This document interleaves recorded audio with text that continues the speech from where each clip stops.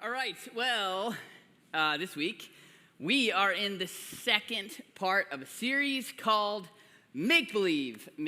And if it's your first time with us, this is a great week to be with us because right after the service there's free tacos. And so that's a win all around, right?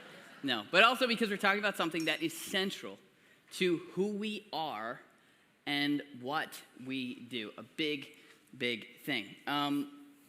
So last week, where we left off with this question. If you weren't here, just to kind of bring you up to speed a little bit.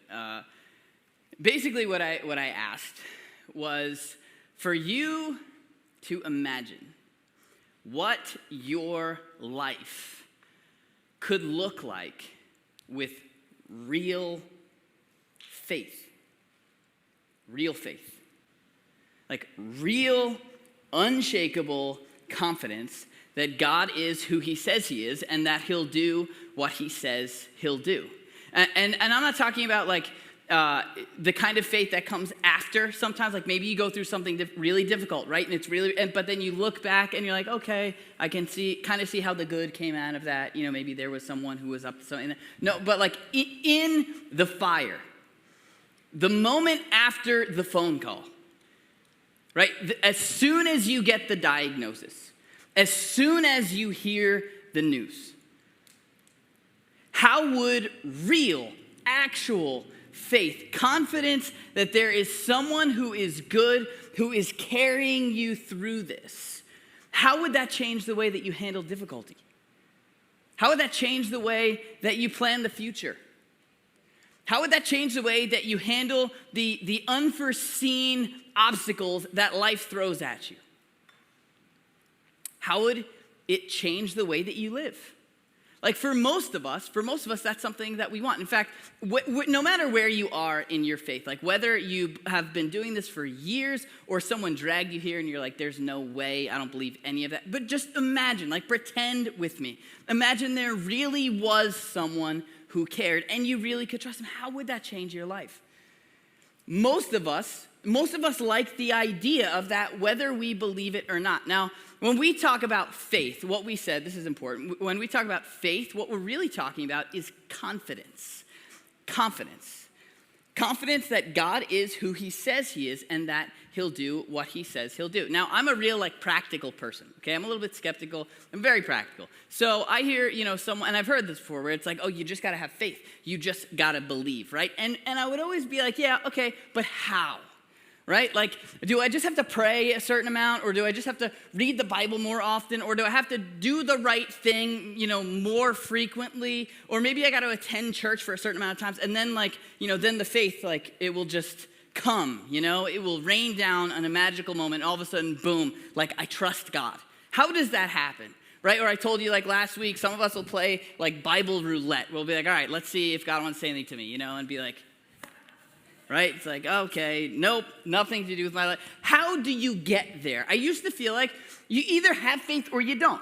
There are trusting people that have faith, and other people who don't. I had a teacher, I told you last week, I had a teacher when I was in middle school who just seemed to trust God no matter what. And it was like, how do you get there? How do you get there? We believe, and we didn't make this up, but we believe that there are 5 things that God uses to grow your faith. We call them the 5 faith catalysts. A catalyst is something that starts a change. And what's interesting is if you talk to people and you say, what is something in your life that increased your faith? People who would say that they have faith.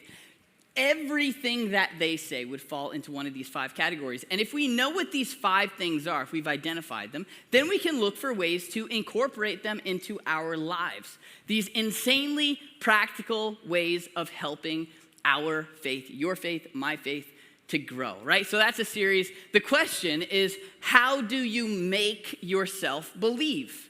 You can't just muster up confidence, right? Trust needs to be built. How do we build that kind of trust?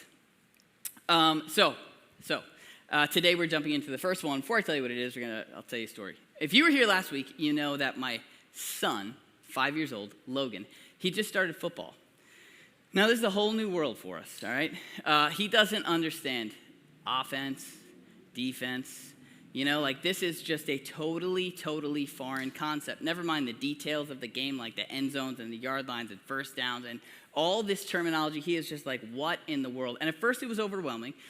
And so I told you, like, when he would just start to cry because the football coaches were excited and he was like, well, I don't know what to do, right? And so I went up to the coach after practice. I was like, all right, what can I do to help him to understand football a little bit better, right? And by the end of the conversation, I ended up earning a spot as one of the helping coaches, which is great. I love it. I really do. And so, but I go to the practice, and the coach will say something to my son, Logan, and what I do is like kind of run over and translate, like real quick, okay, this is what that means, right? And then he'll do it, and he'll kind of look at me like up, down, did I do it? Like, was that it, you know? And so the coach, like one play, he'd be like, okay, you need to run to the end zone, right? Like, just go right up the middle and get into the end zone. And he's like, okay, yeah, coach. He looks at me, he's like, what? You know? And so I walk up to him, and I'm like, real quick, I'm like, okay, just go right down the middle. You see the fence? Just run to the fence. Get to the fence, and don't let anyone get you. And he's like, okay. So he goes, and he gets tackled or whatever, because that's what's going to happen, right? And as soon as the play's over, he looks at me, right? I'm like, okay, good job. Nice, you tried. And then on the next play, or a little bit later, he gets put on the defensive line, right? And he's told to go and try and sack the quarterback. He has no idea what that means. I'm like, all right, you got to get around this guy and go get the guy with the ball. And he's like, okay, fine. And so the play starts, and these kids are 5 and 6 years old, all right? The play starts, and the kid in front of him goes to block him. They lock hands, like fold hands, and just start like dancing with each other. And then the play ends, and my son's like, and he looks over at me, and I'm like, no, that wasn't it. Don't do that again. So anyway, like sometimes he gets it, sometimes he doesn't. And one day I was like, you know what? He needs to see what this looks like when it's being done right. He needs like a picture. He needs a snapshot of what it looks like when it's going the way it should go. And so I took him home, and we turned on, we've got Apple TV, I put YouTube on, and just showed him some highlights of a football game. And the first play was a running back breaking free, and he runs out to the end zone. And as soon as Logan sees him take off toward the end zone, he turns around and looks at me and goes, is he running to the fence? I was like, that's it. You got it. He's running to the fence, okay? So anyway, so we're in church, right? And for me, if you were to step back and think about some of the things that Jesus said about what it looked like to follow him or be part of the church, if you're familiar with any of those things, for me, I need to know what that looks like, right? I need a snapshot of like, okay, here's what it looks like when it's being done right. Like one time Jesus said, we did a whole series on this verse. Jesus said, I've come that they may have life and have it to the full. That's pretty cool. You know, if that's true, that's pretty cool. That's not the way most people see what Jesus came to offer, right? Most people think of like this distant, impractical, formal religion. But Jesus said, no, I came to give life to the full. So I'm like, okay, fine. Well, then if that's like, what's the difference between what he came to really give and what we're doing? What does it look like when it's being done right? Some translations say abundant life. What's abundant life? Does that mean like you got a lot of stuff? You know, like, do you just have a really cool house and are you like Scrooge McDuck, you know, diving into his room full of gold? Like, what is an abundant life? Give me a picture of what it looks like when it's being done right.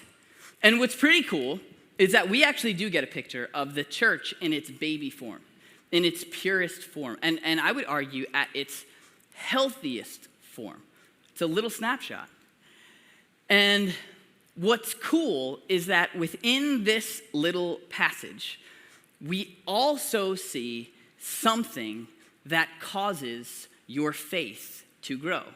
One of our 5 faith catalysts. It's the dominating theme in this passage. And so the passage that I want to show you is from a book called Acts. It was written by a doctor named Luke, so he wrote in like a lot of detail.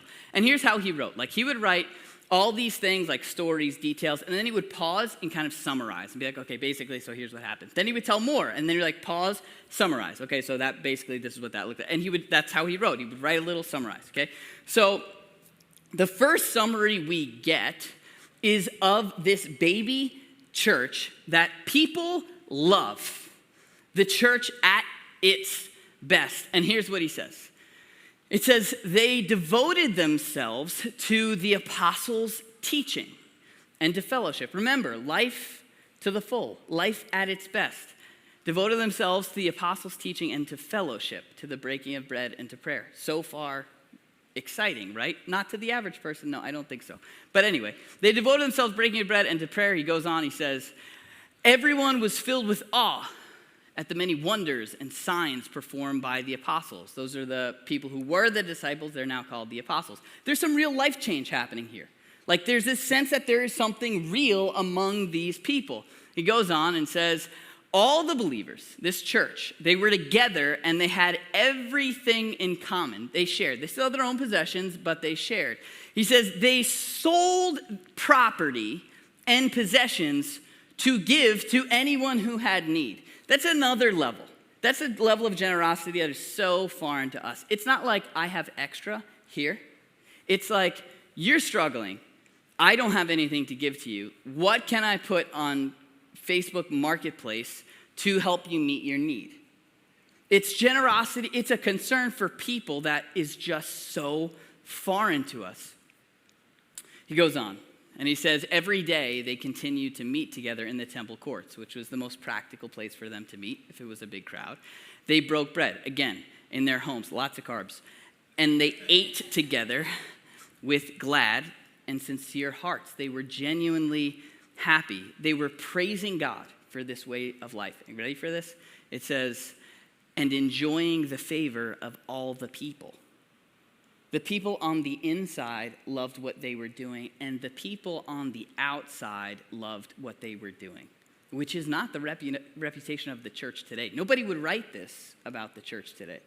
But anyway, he goes on and it says, because of this, the Lord added to their number daily those who were being saved. Meaning this force, this early church, it was this attractive, magnetic, like FOMO-inducing movement that everyone wanted to be part of. Now, there's a lot going on there, okay? There's like a bunch of different things that are not normal to us, phrased in different ways. And so here's the way one professor explains this situation. Same thing, here's how he explains it. He says, they loved each other with a radical kind of love. They took off their masks, not like, these masks, but like they didn't pretend. And they shared their lives with one another. They laughed and cried and prayed and sang, and they served together. He says those who had more shared freely with those who had less until socioeconomic barriers melted away. People related together in ways that bridged gender and racial chasms, and they celebrated cultural differences. Now listen to this.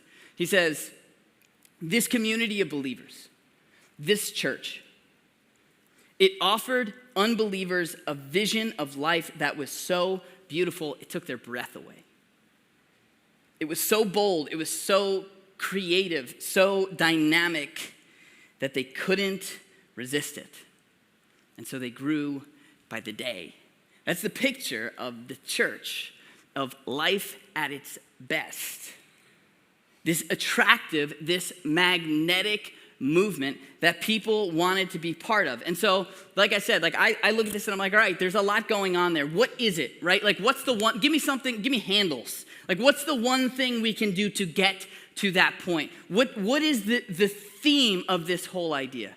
There's one word, we actually see the word in the passage, and this is not only the theme of that entire passage, but really the theme of life in the healthy, like the newborn church, the way it was supposed to be. Ready? It is one word, this dominating theme, and the word is fellowship.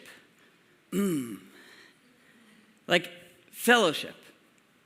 No. For me, that doesn't really get me very excited. I didn't wake up this morning thinking I was going to go, get my fellows and have some fellowship. It's not typically a word. In fact, you could argue that this is a buzzword, which is a series we did a few weeks ago, if you weren't here.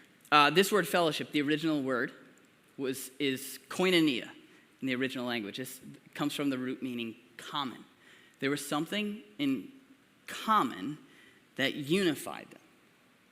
I think, personally, a much more accurate and relevant translation for us is community.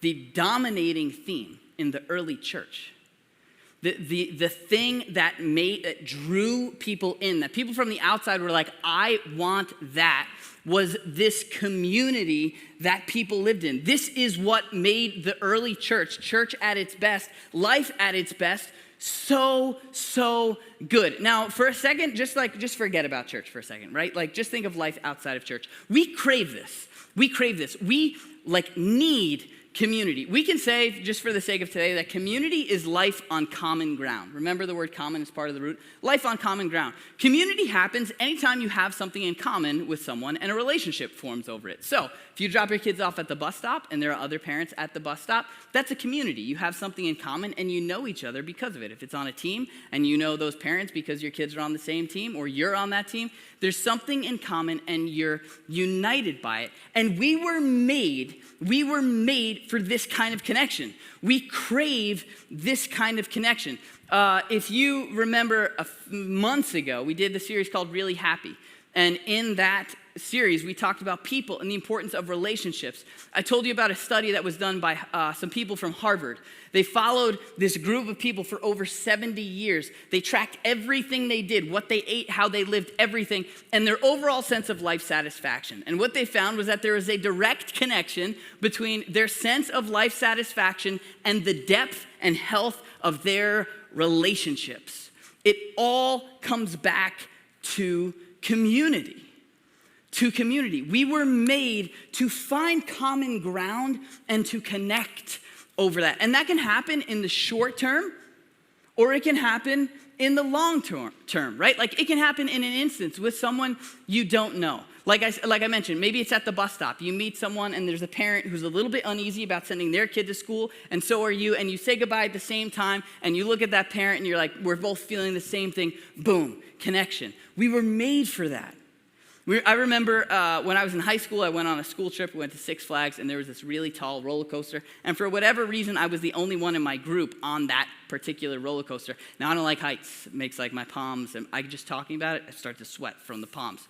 But I like the thrill, and so I'm like, okay, I'm going to do this. And I'm in the front, and there's a row that fits 4 people. I get all the way on the end by myself. I click it in, and then you're in. You know, when it clicks, you're in. And I'm just feeling myself, and all of a sudden someone else comes and sits over there and buckles himself in, and finally I'm terrified.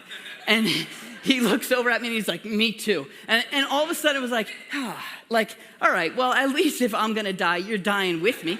And we really were made for that. It can be big things, significant things, like huge life choices, or little things. Like, you notice the guy at the gym has the same deodorant, and it's like, it's why we talk about the weather so much, because we're all affected by it. It's why it's so easy. We were made for that in the short term, but we were also made for that in the long term.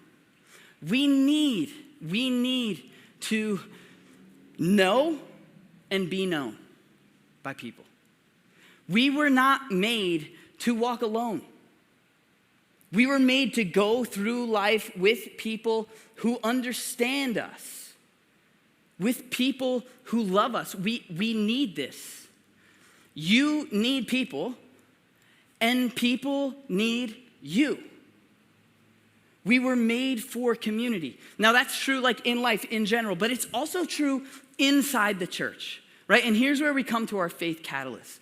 We believe that your confidence in God, grows most often and most effectively in the context of relationships. And so our first faith catalyst, the one we're talking about today, is what we call providential relationships. Providential, meaning they're provided. It seems as if God put those people in my life to help my faith to grow. When you look back at it, it's I don't get how they got there, but they're there, and it's caused my faith to grow. Providential relationships. Now think about this. If you're somebody who's been in the church for a while, if you consider yourself a person of faith, who are the characters in your faith story? I guarantee you there are people in that story. I met this person, they brought me to this thing. I noticed this girl that I work with, and there was something different about them. I started asking questions. There are people that it's weird, they just plopped in there, and now I'm different. I'm different because of them. we believe God uses people to grow our faith. Now, if you've been here for a little while, you know my faith, it's a work in progress, right? But the progress that I've made has been because of the people that I've known. I remember when I was in high school, I was like kind of living this double life, right? Like I was doing a lot of things I wasn't supposed to be doing, but I didn't want to get caught, and so I acted one way, but it was really, and it was like, it just kept getting worse and worse and worse and worse and worse, and then one day it just all came out. And it was tough. Like I felt I lost all my freedoms. I felt like so much shame. It was really, really difficult for me. And the last thing that I wanted was church or church people. I didn't want to hear it from them. So I just like kept as much distance as I could. I remember at the time my sister was dating a guy who worked in a church. And so I avoided him like the plague. But one day he caught up with me and he came into my room and he's like, hey, how's it going? I'm like, you know how it's going. But he just asked questions. Like there wasn't not the tiniest bit of judgment or condescension in his tone. He just like genuinely cared. Like, your situation just stinks right now. I'm sorry you got to go through this. And I knew it was my fault, but he was there for me. And I'm looking at him like, aren't you one of those church people? Like, aren't you supposed to beat me up in the name of the Lord? Make me feel terrible? But he didn't. And that changed the way that I understood God. Like that was huge for me. Remembering that made me like curious about what he actually, maybe it was different than what I thought.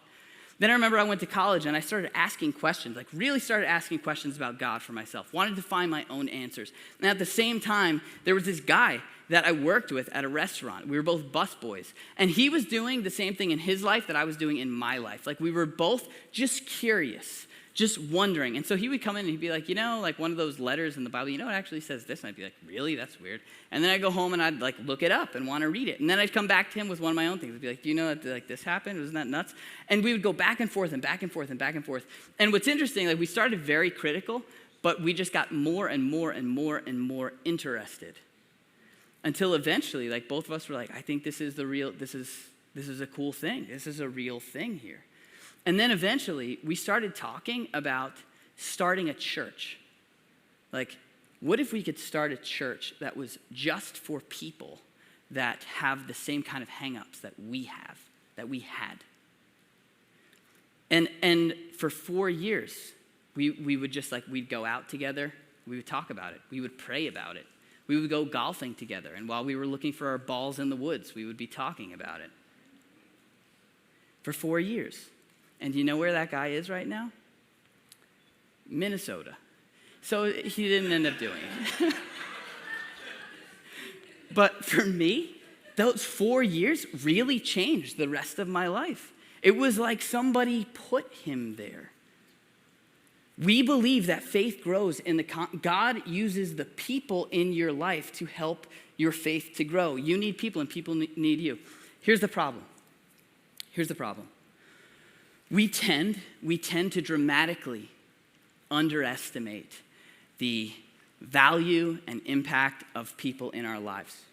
Like everybody knows people are important, but in practically, we underestimate how valuable they are. Think about this, okay? Imagine the future, maybe a year, 2, 3, 5 years from now. Everything goes the way you want, right? You're a success. You got everything you ever wanted. You made it. Fantastic. Your life is paradise. You're like, bingo, hit the jackpot. What does that look like? I don't know, maybe you're on the beach. Maybe you got a lot of money. Maybe you got a huge house. Maybe you're just relaxing. Maybe, I don't know, maybe you're like Scrooge McDuck diving into his room full. If you're like the average person, you're probably thinking of a scenario that includes what you have, where you are, and what you're doing, right? On the beach, relaxing. But if you stop and think about your past, you think about the moments, the memories that you treasure most. Almost every time, they're about who you were with. Almost every single time. And you know this, like the right people can make the worst circumstances worthwhile. And the wrong people can make the best circumstances miserable. It is all about people. It's all about people. but we tend to undervalue the people in our lives. A lot of this is because of this idea of American individualism, which has led to like spiritual isolation in the church. We value independence. Like it's a value, like a self-made man or a self-made woman. We value when someone can do it without other people, without a community. In fact, if you look at architecture right now, the trends in architecture in the average home, it used to be that homes had huge front porches. That was the norm. Now, homes have tiny front porches and big back decks. Like there was a time where you just would leave your house and maybe go for a walk before technology like took everything over, and you'd see your neighbors and you'd talk to people and have spontaneous conversation, and someone would come over and knock on the door, and it was a cool thing, and it'd be like, get the cake that mom saves for company, right? It was a good thing. Now someone knocks on the door and I'm like, who's at the house without texting me first? You know what I mean?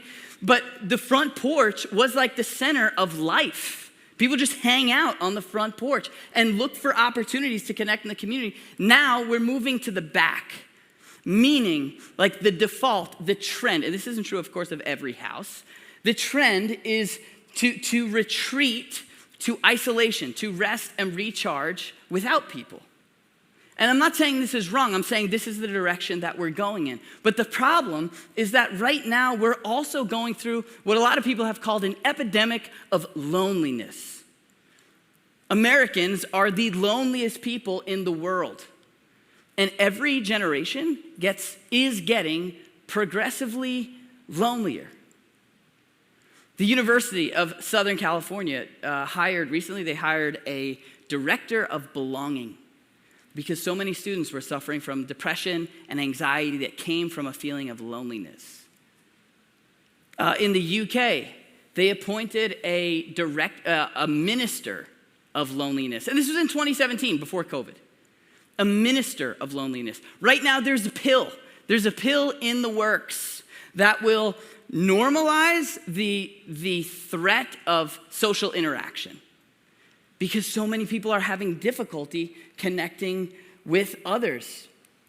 And after COVID, depression and anxiety became 3 to 4 more times more prevalent in our society between the months of, I think, April to June of 2020. It's because of the isolation, the loneliness. It's having damaging effects on us. Something that has, and I'm telling you this as somebody who recharges. Like, I'm an introvert. I like to be alone. I feel good being alone for a while. I'm also someone who loves technology. But smartphones and social media are making this even more difficult. If you like a guy named Simon Sinek, right? He writes a lot he's a pretty well-known author. He has this talk on YouTube where he's explaining what goes on in the mind when a cell phone is being used. He said, dopamine is the feel-good hormone in the brain, right? And you get a shot of dopamine whenever you have a spontaneous social interaction, someone has your deodorant at the gym, and so you celebrate that, right? Like, those are good things for the brain. But we get that same shot of dopamine when you get a like, a text, a message. Anytime you get a little ring, a notification on your phone, you get that same shot of dopamine. But with that, there's no social risk. And so if you're sitting in a waiting room or online at the grocery store, instead of turning around being like, hey, what's up? The price of corn is up, or whatever, we go down like this.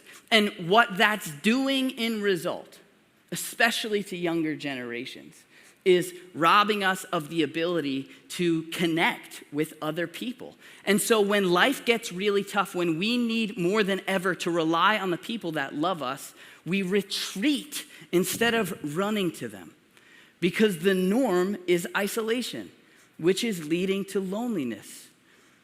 And this has transferred right over into the church. In the church, there is a lot of just faking, right? We see a lot of people, there's a lot of people in the room, but we fake it, we pretend everything is cool.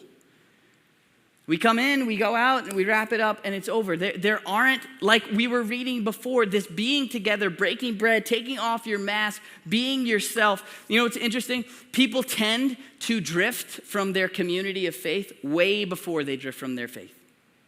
We need one another. We need one another. Peter, if you know who Peter is, he was a friend of Jesus. He wrote that The devil, if you believe in the devil, he said the devil prowls around like a lion looking for someone to devour. Do you know how a lion prowls around? I like to watch like nature shows when I can't sleep because it's interesting, but it's boring enough that you can still fall asleep to it. So you'll see like these wildebeests, right? They're just hanging out with their wildebeest friends. Lions all around, just eating grass, don't care. Like they're not even there, don't care. Eating, Then like one sees like a butterfly and drifts away, lunch immediately, gone. When he leaves the pack, it's over. It's over. And that's the picture here that Peter is explaining. A good friend of mine, a person of faith, he was working years ago, and one day somebody started at his job, a woman, and he was very attracted to this woman. He was married, kids, and he was very attracted to this woman.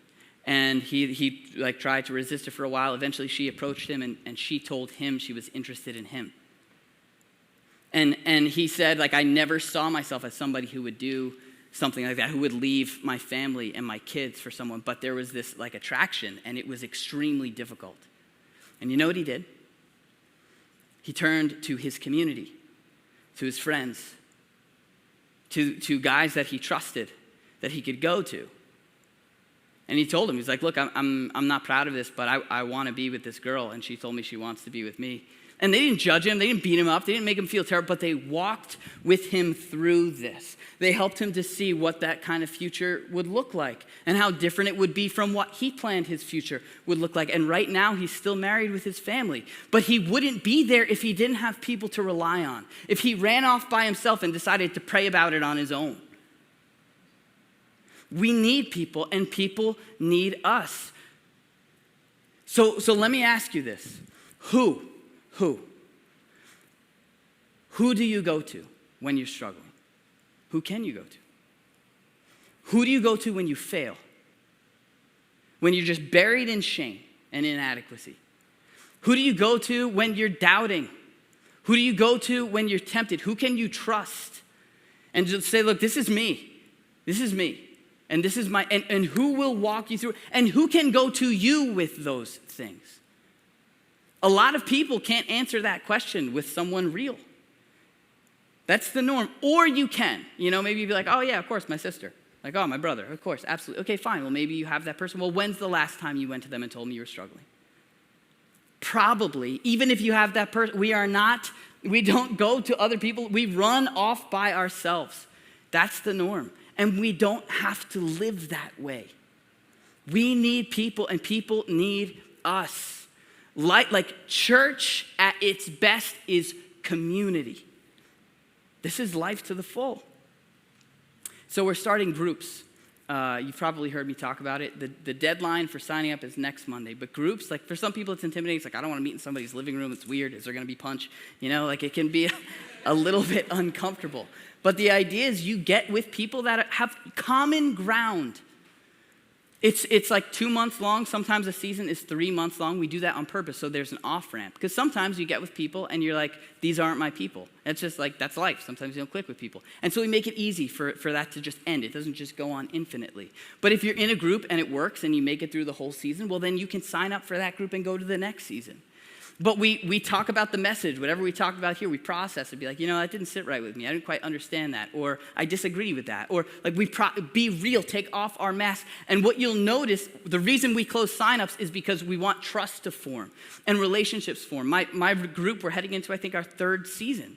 And these people have become some of my best friends. These are people that my wife and I trust, that we can share our lives with, that we can be vulnerable with. This is the picture of life in the church. And so, yeah, this was just one long commercial. But really, whether you're in a group or not, I want you to sign up for groups. You go to communitychurch.net/groups and sign up there. But more than that, I want you to have someone that you can go to. I want you to be connected in a group. That's the picture of life at its best. We do groups now. We did them on Zoom because of COVID, but our group are actually staying on Zoom. You know why? Because it's hard to get a babysitter every single Monday night. Our group meets on Monday. But now we just send the kids to bed, we open up the laptop, and we just talk to our group on the little squares. And like twice a season, we'll go to the beach, or we'll hang out, or do something. And our kids will play together. It's community. It's life together. And it's the church at its best. I'm going to ask the band to come up, but I want to leave you with this story. So I have permission to tell this story in case anybody gets uncomfortable. So one day I came home from work, I let my dog out, and in my garage I have this toy chest where we keep the kids' stuff, the noodles and the cars and whatever. And I see it's just like busted. There's cracks in it, it's broken.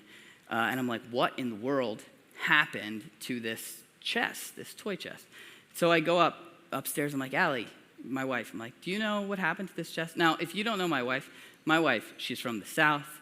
She's the most gentle, loving, like you can't rattle her. She's just so sweet. She wants everybody to be friends. She's like the nicest person in the world, doesn't get rattled. And I'm like, do you know what happened to that chest? She's like, oh, I know what happened to it. I was like, what? And she's like, I just reached my limit. She's like, this was a year ago. She's like, Mia is trying to figure out her hybrid classes. Logan is trying to figure out preschool. For some reason, we have a puppy, and the puppy wouldn't come inside, and so Mia's missing her class upstairs, and I was just like, enough already. Like, I couldn't take it, and so I picked up a stick, and I just whacked the thing. And when she told me, at first I was upset because I wasn't there to see it.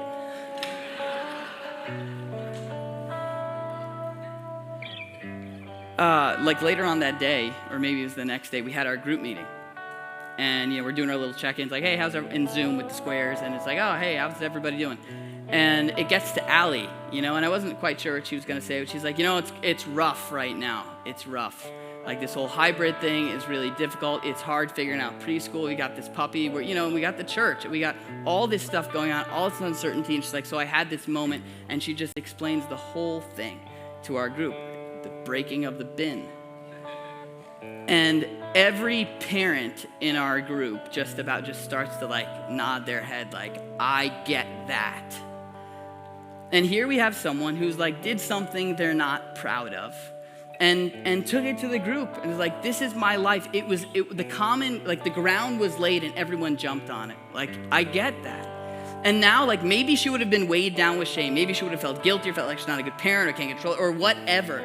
But instead she had a group of people to walk alongside her with it.